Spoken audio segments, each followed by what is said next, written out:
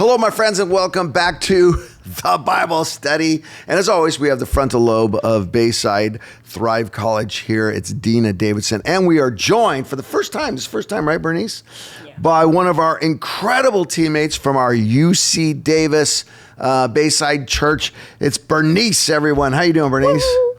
I'm nervous. Are you nervous, Burnice? Now, so are you actually preaching on this passage at Davis? I was, but I decided to relinquish. Because you had a really exciting life event. Why? Yes. Why would you relinquish? I'm planning my wedding, that's why. That's a great reason. But she's already done the prep. She's already done the study, and she's one of the smartest people around here. So welcome, Burnice. We're glad you're here. We're going to mix things up. If you've been following us, and I hope you have, usually it starts with me reading the passage, a little context, and I read the passage, and then I go right to, as I say, the frontal lobe of Bayside, Dena. We're going to flip it this time because I want to do a little bit of hermeneutical teaching on the biggest idea you have to understand to get the right interpretation of this passage.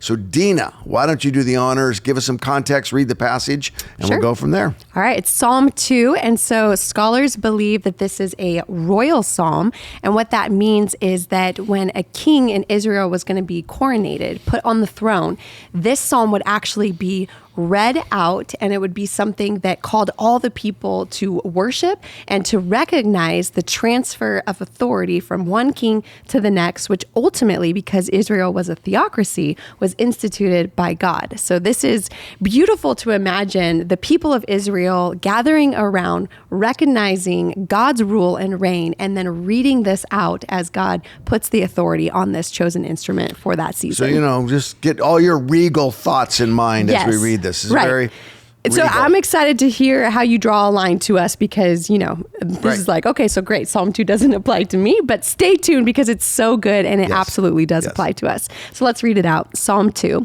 Why do the nations conspire and the peoples plot in vain? The kings of the earth take their stand and the rulers gather together against the Lord and against his anointed one. Let us break their chains, they say, and throw off their fetters. The one enthroned in heaven laughs. The Lord scoffs at them.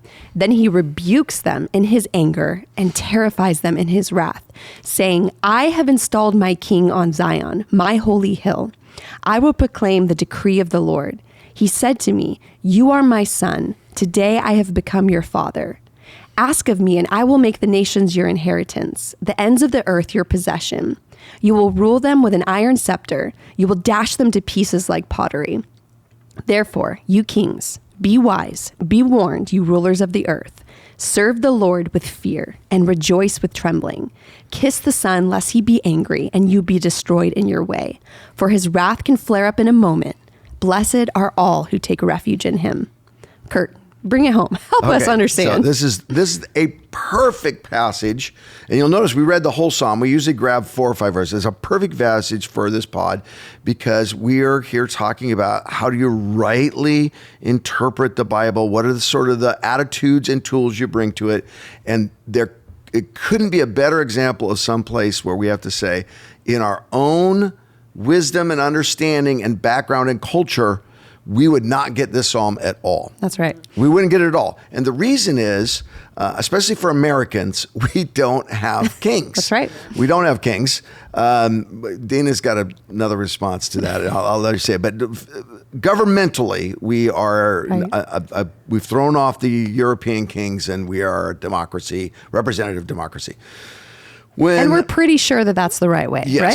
So we have disdain for this form of government. Yes, we have disdain. Yes, we are in rebellion to the idea of kings. So what you have to do, the very first thing you have to do is realize the Bible was written for you, but it wasn't written to you. This was written to people that deeply understood kings. There are 3 stanzas here. And then at the end, there's a summary statement about what the stanzas mean. So the first stanza is the problem. Earthly kings rebel against the heavenly king. That's the problem. The earthly kings think they can rebel against the heavenly king. The second stanza is the heavenly king's reaction. Revolting kings are funny.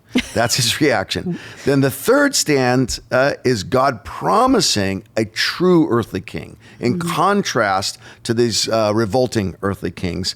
And the last one is a warning and a command to not reject the true earthly king that the heavenly king is providing. So what do all three of these stanzas have in common? They all have in common earthly kings and the heavenly king. And so unless you understand the idea of a king, you cannot properly interpret this passage. So let's just do a little history lesson here. I'm going to try to go quick. When Queen Elizabeth died, Andrew McCourt, who's Northern Irish, and Mark Clark, who both on the Bayside team, who's Canadian, they both came to my office that day, separate times. And Andrew's, Curt, the Queen died today. And I looked at him. See, we're laughing. Yeah, we are laughing. And he was not He being, wasn't. no, he was grieving. And I said, Andrew, I have to be honest, I didn't know she was still alive. She's quite old. Yeah, I have nothing against her. That's so American. But even like when they have the weddings and the Meghan Markle and Prince Harry, I don't, even the Americans that watch that, I don't get those Americans. I do not understand why this is, Troy Aikman apparently doesn't fellowship with them in their gated community. Ooh, I saw that. This doesn't give me, why? Because I'm kingless. So here's the short little history lesson on kings and why they're so important. So when we got better at agriculture, we said to our tribe mates, all of our family clan, our tribe, hey, we don't have to walk around anymore looking for food. We're pretty good at growing food right here. So when you set a whole big tribe down and they don't move, what is that called? That's called a city. The problem with a city is there's all sorts of problems where everyone uses the bathroom, how everyone gets from one end of the city to the next end of the city, who could trade with who, what are the rules for trading, and when you have disputes, what do you do? And so there had to be city leadership. And when you had city leadership, that led to a city leader. When that city leader consolidated their power, that led to a king. So cities and kings are deeply related. Without kings, early cities couldn't function. And so then what did those kings do? The kings of those early cities, they did four things. They first of all organized the city into a city state. So, you know, a lot of the the Northern Greek was all city states, even at the time of Paul. And Southern Greek was a kingdom. So they organized the city-states. Here's our rules, here's our gods. And then slowly but surely, as they organized the cities, they decided it would be best, and this is true of every continent except for Antarctica, they decided it would be best if they were also the highest priest and the king. So you have this priestly king thing, and it happens in Asia, it happens in Oceania, it happens in the Americas. And so then what happens is once you're the high priest and the king, you also have divine qualities. This is Pharaoh. This is Caesar. You could see multiple examples of this. Right. And so once you have divine qualities and you're the high priest, you think, I really deserve to have that city over there too, because if I had that city, we'd have this much more resources. We'd have this much more trade. My people would be more secure. And by the way, I would be great. I would be a real king. So the evolution to high priest king to divine king led to the consolidation and conquering or acquiring or treaties between you'll be the lesser king, I'll be the higher king of multiple cities, which is a nation. That's how you get nations. There you go. And then nations got so powerful, like let's say the Babylonian nation. They thought there's no city nation out there that can stand against us. Right. And they became empires. Okay? Gotcha. So what is the nature of a king? The nature of a king is he's a conqueror. Right. It elevates, and it escalates, it inflates. So they organized cities that became empires. They acquired more resources and security for their people. They defended against other kings. And here's the real thing that a king provided. They facilitated succession. So what is Shakespeare writing about all the time? The mess up of succession in kings. A lot of our art and many cultures is about that. So the idea of the king, it's literally the idea of survival. It's literally the idea of resources. It's literally the idea of having a stable, organized life. And it's most of all, literally the idea of power. Yep. So why did they read this at the inauguration of a new king? To remind him, You're not the highest priest. You're not have divine qualities. In fact, you're only here because God appointed you. And eventually God will appoint his true son. That's what the passage says. And if you don't submit to that king, woe unto you. Right. So you have to kind of embrace how much of human history, like this concept's so powerful, and I'll end with this, Dena. This concept of a king organizing a city, organizing a nation, organizing an empire, it's so powerful. To this day, we have, in Asia, there's 13 active royal families involved in still governing. In Europe, there's 12. In the Americas, there's 9. In Oceania, that's Australia and Pacific, there's 6. And in Africa, there's 3. So this form of government is very, very powerful. That's right. And even in places like Great Britain, where it's become more symbolic, you could see just by Andrew's response coming in. And Mark did it later. He came in and said, "Did you hear the Queen died?" I said, "Yeah, Andrew was in here crying about it a minute ago." So the point about it is, most of the experience of average workaday humans throughout history has been closely tied to, is our king submitted to God or not? That's right. Is our king submitted to God? Or as the prophet says, good king, good future, bad king, bad future. Bad future. Yeah. So that's the thing that overshadows all of this. Now, help us break it down. There's a dialogue going on here. Dena, what do you think that dialogue is? There is. Well, I just want to take it to verse 1. It says, "Why do the nations conspire and the peoples plot in vain?" This is to your point, everything you're saying, Curt. It's just the nature of kings to conspire. Yes. This is what they do. They talk and they plot and they figure out, how can we get more? How can we conquer more? How can we rule over more? And so what Israel is doing is they're about to put a king on the throne when they read this, and they're looking at every other nation and saying, these people are not submitted to the true God, the one true God, and they're plotting and they're finding all these ways that they can have power, and we know that that is worthless, useless, because our king serves the one true God, and our king is the one who's going to be on the throne. My Old Testament professor, he said the whole Old Testament is about this concept of the rule and reign of God. And from Genesis all the way to the very end, it's all about God's reign, that God is the one true ruler because he is the creator and because he is good. This gives him the right to rule all of creation. And just as you were saying, your flourishing in life or your lack of flourishing in life is directly related to whether you will come under the reign of God. And so Israel painfully had to learn this lesson with their own kings. And even thinking about how Israel got a king, I think is very fascinating, because we show up to Psalm 2 and we can forget that it actually was not God's best plan. It was not his heart's intention for Israel to have a earthly representative, because he knew how flawed human beings are. He wanted himself to be the king. And so there was this time where the Israelites came to the prophet Samuel, the person who spoke on behalf of God, and said, "We want a king. We want a king. We want a king. We want a king." You can read about this in 1st and 2nd Samuel. And Samuel's deeply offended because he knows that God has specifically told the Israelites not to ask for a king. And here they are asking for a king. They are, as verse 1 says, plotting, right. in this case against God. And so Samuel's deeply offended, and then God comes to Samuel and says, "They have not rejected you. They have rejected me as king over them."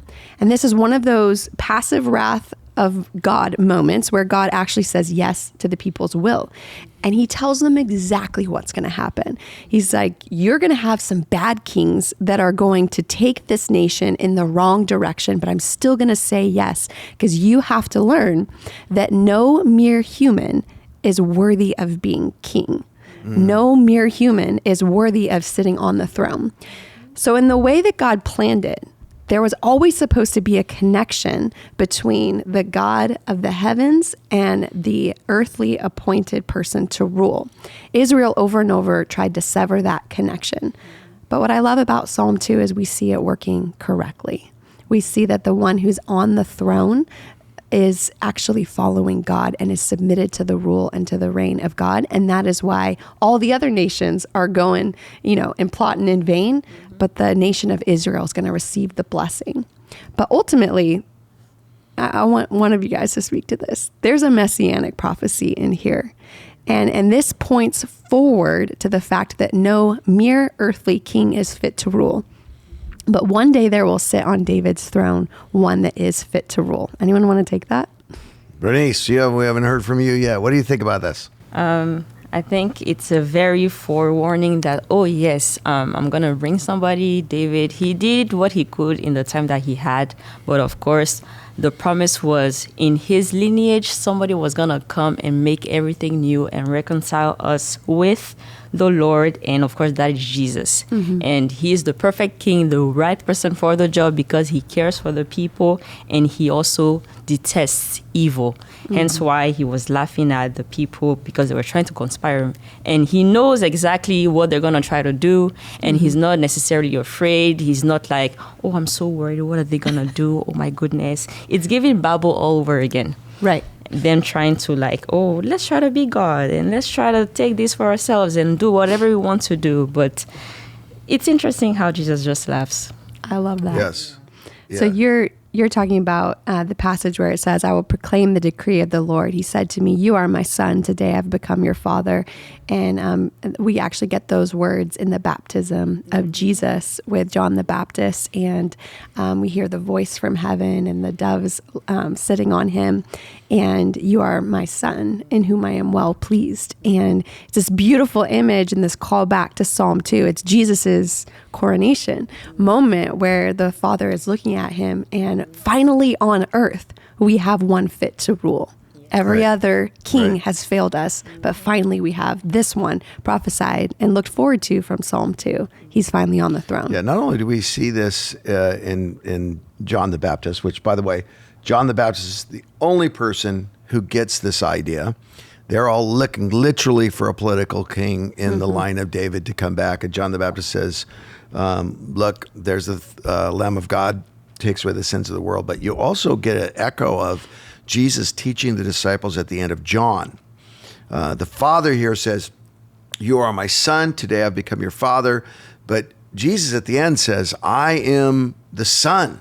And you are my Father, and I do nothing that you don't tell me to do. I don't say anything you don't tell me to say. Yeah. And if you've seen me, you've seen the Father. And so that same interplay of there's a heavenly king, but there's also an earthly king, and they are as close as a father or son, or as we understand the Trinity, they're the same. If you've seen the Son, you've seen the Father. So you get a powerful messianic thing. For centuries, you can imagine kings in Israel, and even when Israel's in civil war, they're reading this psalm at their coronation, not even realizing what they're reading. Right. Thinking, I must be the son in this picture, and God's going, I'm laughing at that. No, there's no one that I'm going to give the nations to other than Jesus. There is no one that's worthy to break them with a rod of iron. A man's not going to do that other than Jesus. So there's a powerful, powerful thing in here. What do you guys, I want you both to speak to this. Therefore, you kings, be wise. Be warned, you rulers of the earth. Serve the Lord with fear and celebrate his rule with trembling. Kiss his son, or he will be angry and you will lead to your destruction. Okay, first of all, Dena, I said earlier that Americans have no king. And you said something very, very clever that makes this stanza deeply convicting. So what's your theory on this? Yeah. So my theory is Americans do have a king. We have dethroned every other king so that we can sit on the throne. Americans are individualistic. We are all our own king. And there is no nation, in my knowledge and understanding, there's no nation who has so deeply taken to heart the idea that we are our own king and we are our own God. There is no governmental authority. We'll Tea Party them, we'll cast them off. Yeah, you know what Texans will tell you. Every Texan, and I love you Texans, I love you. But the Texans, they'll say to you, we were state. We were a country first, way before we were America. Exactly. We were a state and a country. Every other state got added. Still fly our flag. We went out and got America to join us. Yes, exactly. and that is, man, that is just where we are at as a people and as a nation. And man, it's bred no conflict, right, guys? Like, we never have the kings of America fighting with the other kings of America. And I won't say this to other people. I'll say that I, as myself, there's something deeply American in me every time I see a governmental authority telling me to do something, and I go, psh, I don't have to do that. Right, I'm right. an American. I have my own flag. Let's think for a second about how many flags we have today. Right? Right. Like, we don't submit ourselves to the American flag. We literally have our own flag with our own colors, and we are saying, I get to choose my own pathway. We are the gods of our own heart. We are That's the kings so of true. our own pathway. Every state has their own flag. Every movement has their own flag. You can see them on the trucks going down the freeway. Everyone's saying, this is to me what it means to be an American. There's no unity. There's only individualism. So we have actually, we can, for all we want to say that we have a better form of government, we have just taken this to the really microcosm level. We have put all the authority in ourselves. Okay, I still like our system better. I don't want any king. I don't want any king over me either, but I'm American. Here's the thing. Let's read this. Let's read this in that context. So we have overthrown no kings. And so then you would read the passage this way. Therefore, you kings unto yourself, be wise, be warned, you rulers of yourself. Serve the Lord with fear and celebrate his rule with trembling. Kiss his son, or he will be angry, and your way will lead to your destruction. Yeah.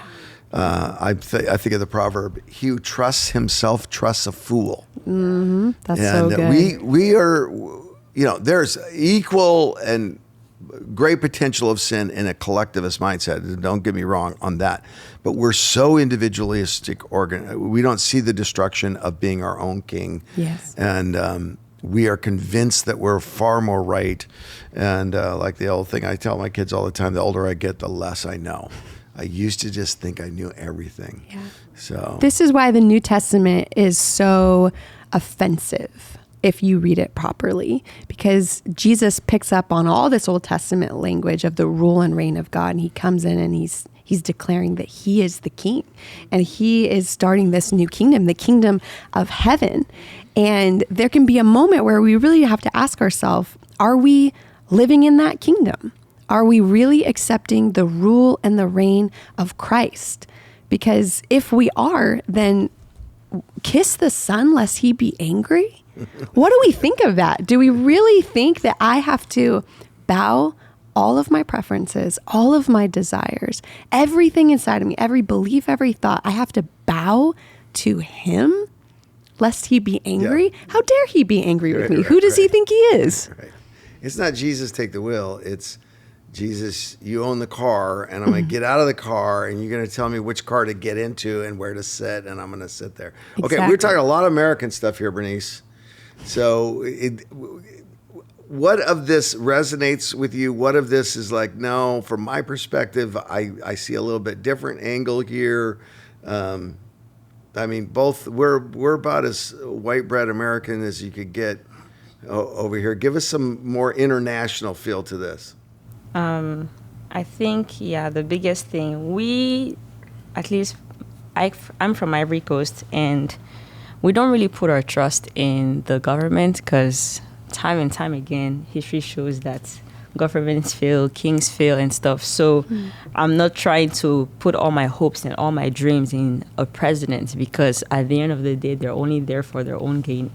And like you were saying, like the biggest thing is the throne of our hearts, who is actually there. Because the hope is that we have Jesus, because he's the one that gave us life. He's the one that made us the way that we are, with all our personality and our quirks and everything. So he's the best person to go to in terms of like managing this life well and to live life to the fullest with all the purposes that he has for us. But of course, we're like, oh, you know what? Let me take the wheel, and you can like stay in the trunk. Yeah. I got this type situation. But of course, that is foolishness. It's never gonna be that way, and it leads to destruction. So if we are wise and if we have the Holy Spirit in us, we should know that it is actually beneficial for us to just relinquish the seat and let Jesus sit down, because he knows what's best. And also he promises so much more than we can even imagine. So we're hopping a little bit into application, but I think one of the things that's jumping out to me is, for me, growing up in my context with government, and there's just this tiny, or maybe sometimes large, American rebellious spirit inside of me. And it's good to rebel against evil. So that's a good part. I'm grateful for that and being an American. But there can be this wrong-headedness where when God demands something of me, my instant, I want to rebel. I want to sit as the king of my own heart. Whereas maybe coming from your cultural context, it's not an instant rebellion. It's more of like a disappointed distrust. I've seen other people rule, and it's not gone well. I think it's very interesting how, in many ways, when I try to explain how I and my family, we see presidents and stuff, it's like here, it's like people are so outraged, and it's like, oh my goodness, whatever they said they were gonna do, they didn't. And I'm just like, why were you trusting in them so much? Even then, the whole idea of it's like they're two-faced, they said one thing and then, this is actually how they are. And I'm like, I'd rather have somebody tell me straight to my face that they're gonna stab me in the back, over somebody be like, oh yeah, I'm all for you, I'm gonna fight for you and for all the things that you want, and then eventually stab me in the back. Yeah. Which one hurts more? Yeah. Right. So in many ways, it's like, don't put your trust in men. The Bible literally says so. Yeah. That's good. So my experience is my European international students, my African international students would be a lot more cynical, exactly what you're describing. So I'm not super disappointed and I'm not super angry, no matter who's in power. By the way, the coalition that happens, most of them are coalition democracies. The coalition that happens, it's probably not going to be what I want anyway. It's never going to be the coalition that I exactly want. And every one of those leaders is, I'm just more cynical. Americans, I think, are moving that way. But we still have some idealism. I think in the last 4 or 5 election cycles, that cynicism has taken place. I think millennials definitely have it. Gen Z definitely has it. The boomers and where they're either bring back Ronald Reagan or bring back Obama. They were the best, and they did no wrong, and they're the standard bearer for my political side. And then you no one knows what Gen X believes, by the way. That's me. That we're just ignored. We never come into the articles. But I would say that it started with us, and Gen X is like, this is going to be a lot of big money. It's going to be big government institutionalized money. It's going to be big business institutionalized money. And I have very little. So the cynicism starts with us. But I think by the time you get to the American generation about your age, they're almost with that same global thinking. Now, it's very interesting. There's a wide variety, and it's very not, it's too oversimplistic to say my Asian students, because that's a huge amount of the globe. But there is a sort of still collectivism there. My Japanese students don't understand why we lock everything up, because they have more of a cooperative culture. And we're like, well, we lock everything up because we're a bunch of stealers. And so there is, the Singapore students are this way as well. They have a general sense of, my government's very authoritative, but basically it works out. We've got low crime, we have low pollution, it works pretty good for us. And so it's interesting to me in terms of just this idea, who is your ultimate authority? I think much of the world, and more in America, we're going, I find it hard to believe in any earthly authority. Which there could be an opportunity in that. And the opportunity is, yes, I have strong opinions about what forms of government work, but in the end, I'm not trustworthy. The governments I believe in are not trustworthy. There's only one trustworthy. The other little thought that came up to me when you were talking about that, I will proclaim the Lord's decree. So I tend to read this and go, he said to me, you are my son. Today I become your father. I'm like, oh, messianic. It's messianic right there. That's, oh, cool. There's Jesus in the Old Testament. This is not the point. That is true. It's not the point. The point is the person who is submitted to the ultimate king makes a commitment and obeys the command to proclaim that the son and the father are related. That's the exhortation to us. Whoever's in charge of my life, I will decree that. That's who I'm going to decree. If I'm in charge of my life, I'm decreeing me. If a political party's in charge of my life, I'm decreeing them. If a movement or cause, I'm decreeing them. This says what you're to decree, king to yourself or king, you're to decree the Father and the Son. Yes. So in a way, this is an exhortation to us. The sign we're submitted to the king is we decree what he decrees. We follow the command and decree what he decrees. All right. I like talking, so we've gone over time. But really quickly, around the circle, how do you, okay, a lot of royal talk here, a lot of some political talk here. How do you apply here in 2025 Psalm 2, Dena? Yeah. I think first and foremost, you need to take a sober account of every human government and ask yourself the question, am I putting my trust and faith in this human government? Because the clear overall thrust of this psalm is that human governments derive their legitimacy from their obedience to the one who is in heaven. And so are we putting our trust and faith and bowing our hearts and heads to the human governments? Or first and foremost, are we bowing our hearts and our heads to God himself, who's enthroned in heaven, who laughs at all of these human authorities and all their plots and all their plans and all their ways they're going to save humanity. And God's just up in heaven laughing and saying, that's not how I'm going to get it done. And so I think it's just a gut check to us to think sober-mindedly about every form of government, our own, other countries, but most importantly, I would say our own self-governance. Am I on the throne of my heart, or can I truly say that my heart is bowed to the King of Kings and the Lord of Lords, and that I am living in a holy fear of kindling his anger, like this psalm calls us to? Very good. Burnice, what would you say? How do we apply this? I think she said it all. We have to, like, a self-assessment of like what takes priority in our lives, and understanding that the only way that we can flourish in the way that we were made to flourish is to submit to God, to his authority, to his guidance, to his rule. And as a result of that, we get to enjoy community and relationship with him in the way that it's supposed to be. That clearly, that is the most clear application there. Are you submitted? I'm going to take it just a slightly different direction, and I'm going to talk about church hurt for just 2 seconds. So I was on a team with a spiritual authority on that team that was going through a season where he was not a very good leader. And I remember when I got on that team, I thought, we are really spiritual. What we're doing, the mission we're on, the students we're trying to reach, and the things we're doing, and what we've given our life to, we've said no to money, we work hard, and we are kind of more, I never thought this exactly this way, but we are more spiritual than other pastors, churches, and ministries. We're kind of the elite. That had gotten into my soul, and I didn't know it.